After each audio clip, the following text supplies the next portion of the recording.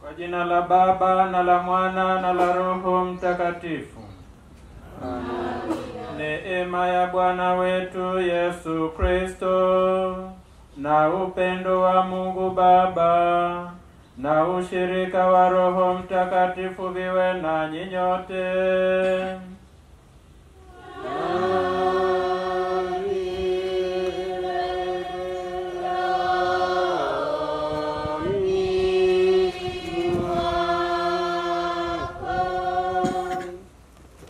Nafasi nimkaribishe mkuu wa shule Sanu aweze kutuambia ni kitu gani tunategemea kukifanya hapa. Tunakukaribisha Father Bonaventure Swai aweze kutuongoza katika adhimisho la misa takatifu. Karibu.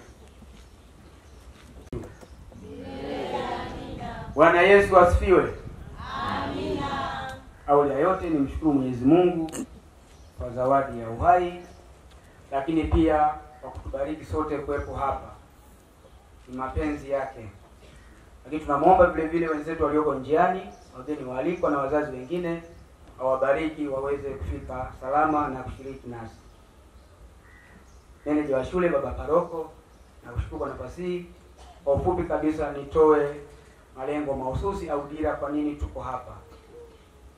Tuko hapa kwa mambo makuu matatu. Jambo la kwanza ni kumshukuru Mwenyezi Mungu kwa zawadi ya uwepo wa shule ya sekondari ya Mtakatifu Christopher. Mapenzi ya Mungu ya kipekee kabisa, kwa upendeleo wa ajabu kupendezwa kwamba shule hii iweze kuwepo na kuhudumia jamii ya Kibaigwa na jamii ya Watanzania kwa ujumla. Lakini jambo la pili ni kuwapongeza wanafunzi wa kidato cha 4 hao wahitimu ambao kipekee wamevaa mavazi ya tofauti. Tuko hapa kuwapongeza kwa namna ya kwamba kipindi cha miaka 4 uwepo wao hapa sio jambo dogo. Katika safari ya maisha yao na ukuaji kwa ujumla wanastahili pongezi. Jambo la tatu ni kusherehekea kwa pamoja mahafali hii. Lazima tusherehekee kwa pamoja. Kukutana hapa katika kipindi hiki ni mpango wa Mungu. Lakini hatuna budi kusherehekea kama ishara ya upendo, kutambua kile ambacho vijana wetu, watoto wetu wameweza kukipata. Kwa hiyo ileweke kwa namna hiyo. Watu wote walioko hapa tutakuwa na mambo hayo makuu matatu. Asanteni kwa kunisikiliza. Asante kwa baraka. Tangu tukiri dhambi zetu ili tupate kustahilishwa kuadhimisha mafumbo matakatifu.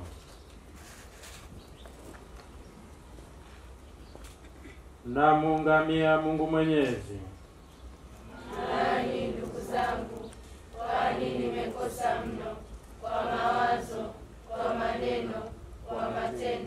na kwa kutotimiza wajibu. Nimekosa mimi, nimekosa mimi, nimekosa sana. Ndiyo maana nakuomba Maria mwenye heri, bikira daima, malaika na watakatifu wote, nanyi ndugu zangu, niombeeni kwa Bwana Mungu wetu. Mwenyezi Mungu atuhurumie, atusamehe dhambi zetu, atufikishe kwenye uzima wa milele. Amina.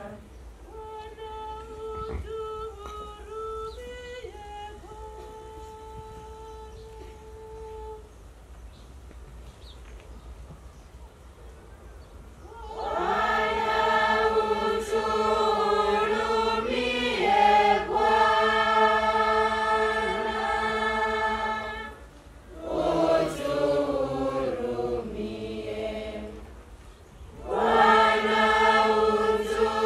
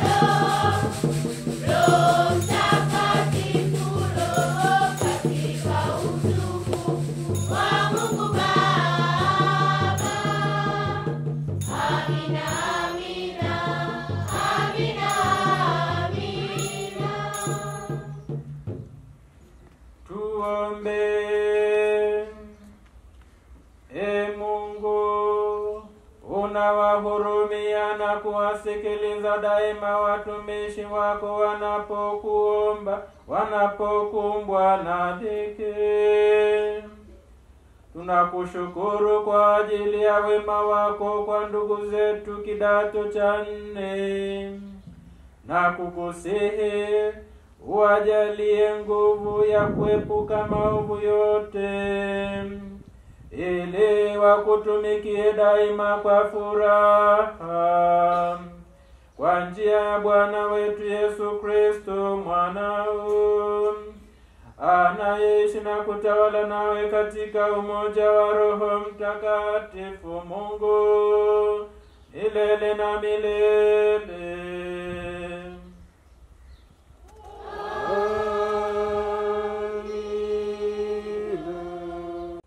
Somo la kwanza. Somo katika waraka wa Mtume Paulo kwa Wagalatia. Wagalatia sura ya 6, mstari wa 14 hadi wa 18. Mimi, hasha, nisione fahari juu ya kitu chochote ila msalaba wa Bwana wetu Yesu Kristo, ambao kwa huo ulimwengu umesulubishwa kwangu, na mimi kwa ulimwengu, kwa sababu kutahiriwa si kitu, wala kutokutahiriwa, bali kiumbe kipya, na wote watakaoenenda kwa kanuni hiyo, amani na iwe kwao na rehema. Naam, kwa Israeli wa Mungu. Tangu sasa mtu asinitaabishe, kwa maana ninachukua mwili wangu chapa zake Yesu. Ndugu zangu, neema ya Bwana wetu Yesu Kristo na iwe pamoja na roho zenu. Neno la Bwana.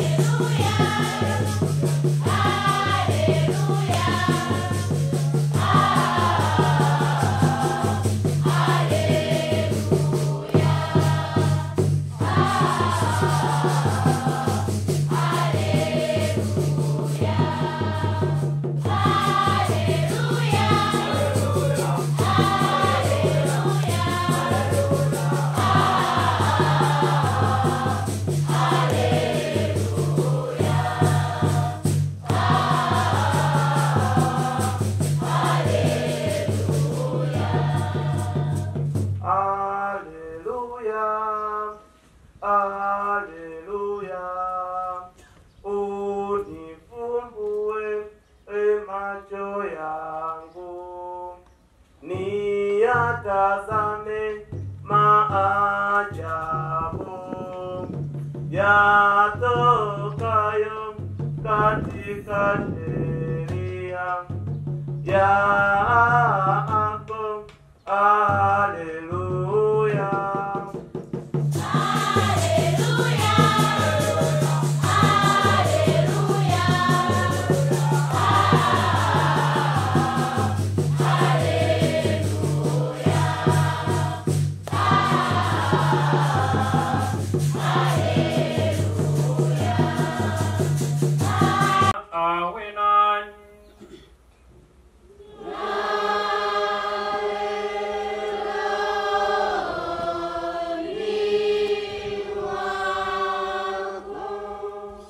Katika Injili ilivyoandikwa na Mathayo.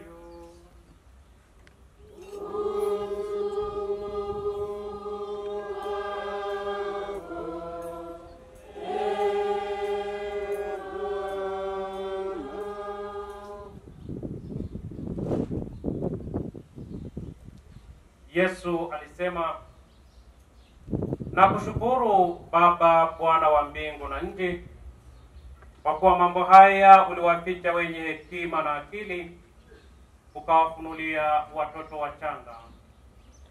Naam Baba, kwa kuwa ndivyo ilivyopendeza mbele zako."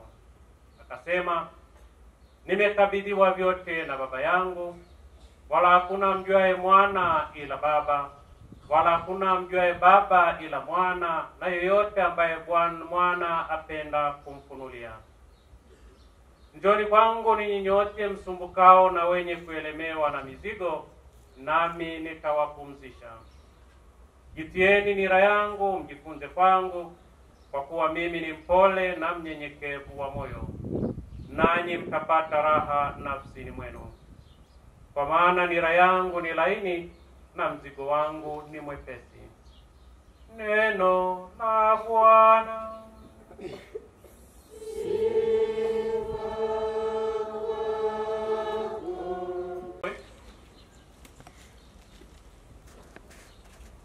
Nakushukuru Baba, Bwana wa mbingu na nchi, yatuongoze katika tafakari yetu muhimu ya siku hii ambayo hawa vijana wanamaliza elimu yao ya sekondari.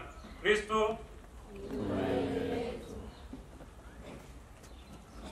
katika safari ya maisha ukilinganisha na masomo ya leo, ningelipenda sehemu 3 za kwanza tuongozwe kwa Injili yenyewe,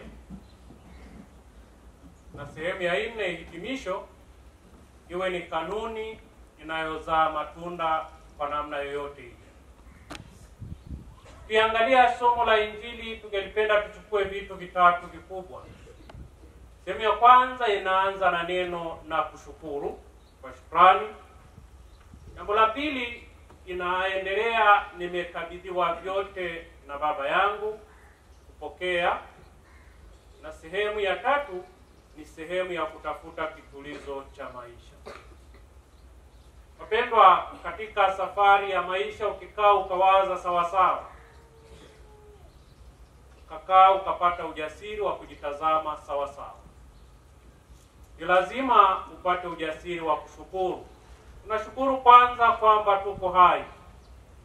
Unaamka asubuhi, unaanza safari kama hawa walianza safari ya kielimu miaka 4 iliyopita. Nami nilipata bahati ya kuwa mmoja kati ya waliowapokea. Na leo hii tunashukuru, tunaona wanamaliza safari yao ya miaka 4. Tuwapongeze. Tunatoa shukrani ya kwanza ya sababu ya uhai, bado tupo. Tunatoa shukrani ya pili kwamba katika uumbaji wetu, mwili ambao kutoka katika udongo, roho kutoka kwa Mungu mwenyewe, na nafsi ambayo ndiyo inayofanya utendaji wa kila siku, kiunganisha akili zetu, mawazo yetu na hisia zetu, vimeendelea kutenda kazi. Ni jambo lililo kubwa na la kipekee. Tunashukuru pia kwamba kuna waliotuamini wote kwa pamoja. Mzazi ambaye ulimpokea mtoto huyo akazaliwa, mzazi ambaye uliona kuna umuhimu wa kumpeleka shuleni, mwalimu ambaye aliona wajibu wa kumlea na kumfundisha, mpishi aliyehakikisha anapata chakula, mlinzi aliyehakikisha anakuwa yuko salama, patron aliyehakikisha wako salama hata wakiwa mabwenini au wagonjwa, na uongozi mzima wa jimbo kuona wajibu huo ni mzuri na ni wa kimungu.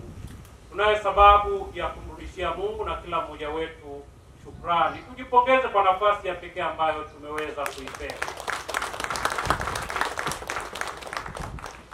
Safari hiyo ndefu ya kulea akili na roho, tunaamini imewawezesha hawa kuweza sasa kupambanua vizuri zaidi, na kupambana na mazingira ambayo ni rafiki au yasiyo rafiki, na kutoa matokeo ambayo jamii inataka, na zaidi sana kuweza kufikia kile ambacho Mungu amekipandikiza ndani mwao. Vijana mnaomaliza, sisi kama shule kuna mengi tunayategemea kwenu, bado tunayategemea. Hiyo Christopher na Clara wamekuwa wakifanya kazi pamoja, na leo katika hizi shule ndio tunaanza graduation ya kwanza ya Christopher. Wewe ni mwanajamii, ni mwana Christopher, na hata kama unamaliza bado tutaendelea kukutazama maisha yako, na tukitamani kuona unaendeleaje na mchango gani ambao bado unaweza ukaurudisha hapa, lakini pia sifa na heshima ambayo unaweza ukaipa pia, na zaidi sana wale wazazi na wote waliokulea, ili siku moja tuweze kusema tunamshukuru Mungu kwa kuwa wewe ulisoma hapa. Kristo. Jambo la pili ambalo injili hii inatuelekeza tulitazame, Kristo anasema nimekabidhiwa vyote na Baba yangu. Ni ujasiri wa kujua kwa kuwa umeumbwa kwa sura na mfano wa Mungu, vyote ulivyonavyo umepewa. Uwepo wako wenyewe umepewa, sura ulionayo umepewa, akili ulionayo umepewa, na kupewa kwako huko umetumwa duniani. Ninaamini kabisa, na tumekuwa tukifanya hivyo, kwamba hakuna hata mmoja wetu yuko duniani kwa bahati mbaya. Kristo. Hakuna hata mmoja ambaye yuko duniani kwa bahati. Hapana. Japo wengine wanasema kuna mimba za bahati mbaya, lakini hamna mtoto wa bahati. Kristo. Na kwa kuwa hakuna hata mmoja ambaye yuko duniani kwa bahati mbaya, na hakuna hata mmoja ambaye yupo mahali alipo kwa bahati mbaya, na maana kila mmoja wetu ana kazi aliyotumwa kuifanya. Nafikiri kati ya watakatifu wa siku za karibuni alielewa vizuri jambo hilo na kulieleza kwa lugha iliyokaa vizuri zaidi ya Mama Teresa wa Calcutta. Yeye alisema hivi: mchango wako hapa duniani japokuwa ni mdogo kama tone la maji ndani ya bahari, usipoutoa hiyo bahari itaukosa milele. Waombe nyie mnaomaliza na sisi sote tulioko hapa. Hakuna ambaye yuko hapa kwa bahati mbaya, na tunawaombea ili ile kazi ambayo kwayo Mungu amekuumba na akakuruhusu ufanye safari katika maisha yako aliyokupa, kama ni miaka 90, miaka 4 ishia hapa Christopher, basi uende ukatekeleze wajibu huu. Na jambo la tatu la msingi katika safari hiyo ya kushukuru, ya kupokea, ni kujua pia namna ya kupambana na wakati mgumu. Ukichoka, nipo kwa mnaomaliza, unanisikia? Ni lazima ujue namna ya kupumzika. Ni lazima ujue namna ya, kwa sababu yoyote atakayefanya kazi lazima atachoka. Ni lazima yoyote aliyeumbwa anayefanya wajibu wao ambao kwake ametumwa duniani, ni lazima atakutana na ataelemewa na mizigo. Kristo akaliweka likae vizuri kila mmoja ajue. Niye ambao mmeelemewa na mizigo, ndio ni kwangu nami nitawapa. Jifunze katika yeye. Sasa usipoamua vizuri namna yako ya unapoelemewa na mizigo, namna ya kupumzika na pakwenda, ndipo tunaingia kwenye mambo mengi. Na ambao wakikumbwa na kipindi hicho wanaishia kujua. Na wengine wanapata matokeo ambayo hawakuyategemea, wanafanyaje? Wanajua. Kuna ambao wanakutana na mizigo inayowaelemea, wanaangukia kwenye matumizi ya ulevi wa kupindukia na madawa ya kulevya. Wanakosa kitu hichi ambacho Kristo amewaambia, utakapoelemewa na mizigo upumzike namna gani. Kuna ambao wanapokutana na mizigo mizito wanakata tamaa, wanaacha safari ambayo wameitiwa, wanarudi nyuma. Uliitwa ujiandae uwe daktari, sasa kwa sababu umefeli tu form 4 mara moja unaanza kimbia kama digidigi. Kristo, unahama kuwa mwanadamu, unahamia kuwa digidigi, unazunguka tu. Lakini kumbe safari hiyo anasema ni lazima ujue namna ya. Kwa miaka 4 tumekuwa pamoja hapa. Namna mojawapo ya msingi ya kupumzika ni ujasiri wa kusali. Kumbuke daima, hakuna sehemu yenye faraja kama muamini Mungu na kusali. Jioni kwangu nami nitoka. Na ili utoke katika mkwamo huo, akaongeza ni lazima ujifunze. Jifunze kutoka kwangu. Maisha yako yote ni safari ya kujifunza. Na akasema ya kwamba nira yake ni laini na mzigo wake ni mwepesi. Ni udhibitisho maisha yetu yote ni safari ya kubeba mizigo kadhaa, ambayo ndio utume ambao kwao. Na mwisho, hitimisho ambalo sasa ni kanuni. Ni kanuni ya kimafanikio. Ndio katika somo la kwanza Paulo anatueleza. Ninaona fahari ni katika msalaba na si kitu chochote kile kingine. Kwa lugha ya kibinadamu tungesema ni kuweka akili, nguvu na hisia zako zote, kila kitu ulichonacho, resources zote ulizonazo, na focus kwenye kitu kimoja. Zote. Akili zako, mawazo yako, moyo wako unauweka kwenye hilo jambo. Na ndio muujiza ambao upo duniani mpaka kesho. Mafanikio katika fani yako, ni mwalimu, ni daktari, ni mfanyabiashara, ni mkulima, haitegemei una degree ngapi, una akili kiasi gani, haitegemei una urewe ni mrefu au ni mfupi, haitegemei umezaliwa kwenye familia tajiri au maskini, haitegemei wewe umepata division gani. Mafanikio yanategemea umewekeza akili zako, nguvu zako na moyo wako katika kitu hicho bila kuyumba. Sasa yoyote anayefeli anatawanya hizo nguvu. Tunawaombea hapa ni yoyote maisha yote utakayoenda uwekeze kwa moyo huu. Sisi tumekwisha kukusaidia kwa miaka 4 kukulazimisha ubaki hapa. Sasa ni kazi kwako ile unaloliendea uweze kulifanya hivyo. Simame tumtolee Mungu maombi yetu.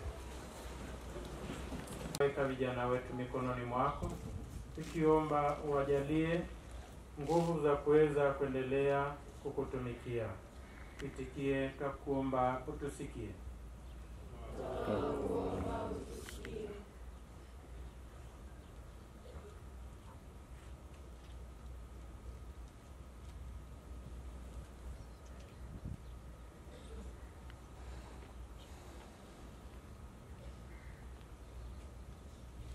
Tunamshukuru Mungu kwa zawadi ya uhai siku hii ya leo. Pia tunamuomba atuongoze katika masomo yetu. Bwana twakuomba. Bwana Mungu, tunaombea wazazi wetu, uwajalie afya njema na maisha yenye heri duniani. Bwana twakuomba. Tunaiombea shule yetu pamoja na wafanyakazi wote, wabariki na kuwalinda, wadumu kutufundisha kwa upendo. Bwana twakuomba. Tunaombea pia wagonjwa wote wanaokuamini, wapokee kwa imani zao, ili sifa na utukufu vikurudie wewe. Bwana twakuomba. Bwana Yesu, tunaombea marehemu wote, wapokee kwenye nuru ya uzima wako. Bwana twakuomba. Utusikie.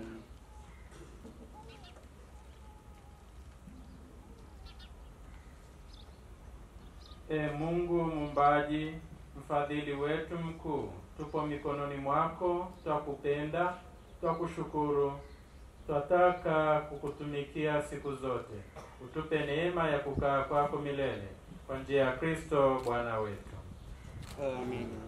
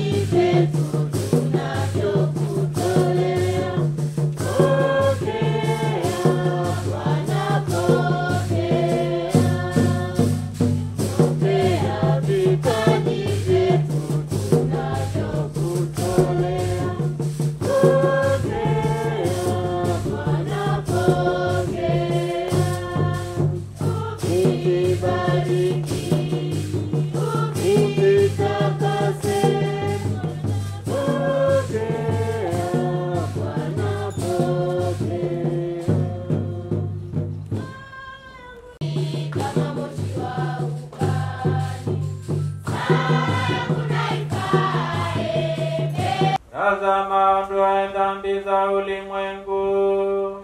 Heri hao walioalikwa kwenye karamu ya mwana kondoo.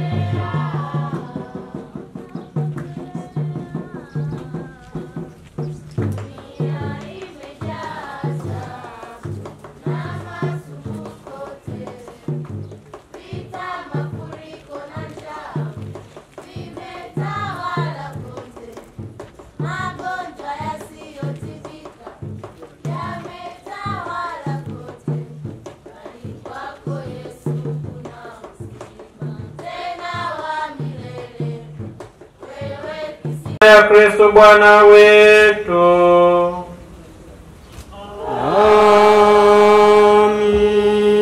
Amina.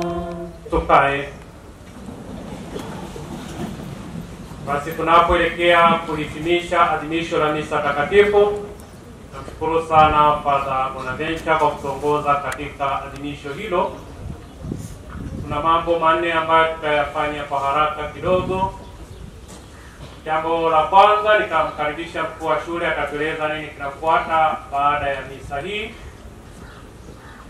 Jambo la pili, nitamwalika padri atatusalimia, kwa kuwa yeye ataondoka baada ya misa hii aweze kusema machache kwa ufupi, baada ya kutupatia baraka.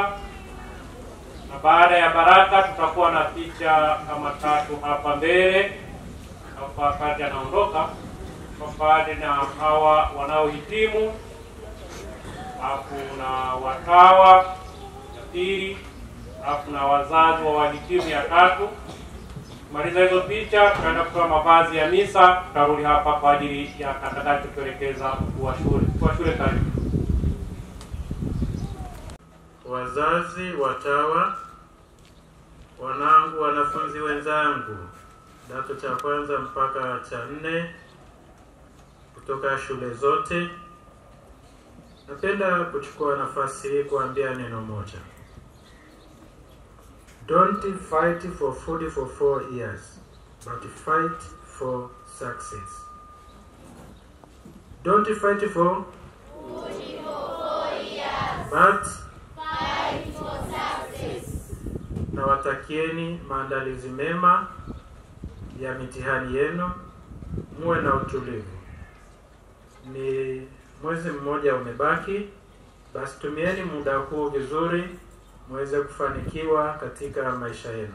Wazazi, mmewatoa watoto hawa kama zawadi, muendelee kuwategemeza hata watakaporudi nyumbani, mwasaidie. Wanahitaji misaada ya kijamii, ya kiroho na ya kielimu zaidi. Hata kama hatafanikiwa sana kwenye mitihani yake, basi we mzazi usimwache nyumbani, mpatie ufundi. Sasa hivi kuna entrepreneurship, kwa hiyo mwasaidie waweze kujiajiri wenyewe.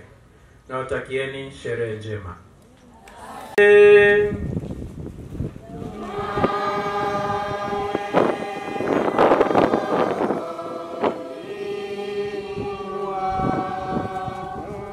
Inamisheni vichwa kwa baraka.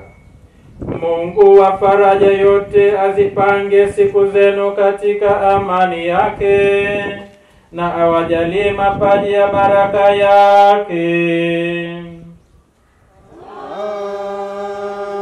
Amina. Awaepushe daima na mahangaiko yote, na kuithibitisha mioyo yenu katika upendo wake.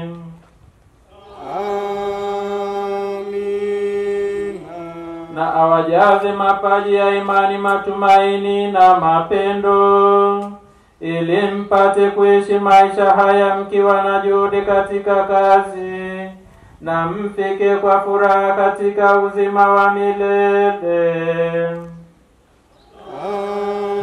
Amina. Na baraka yake Mungu Mwenyezi, Baba na Mwana na Roho Mtakatifu, iwashukie na kukaa nanyi daima. Amina.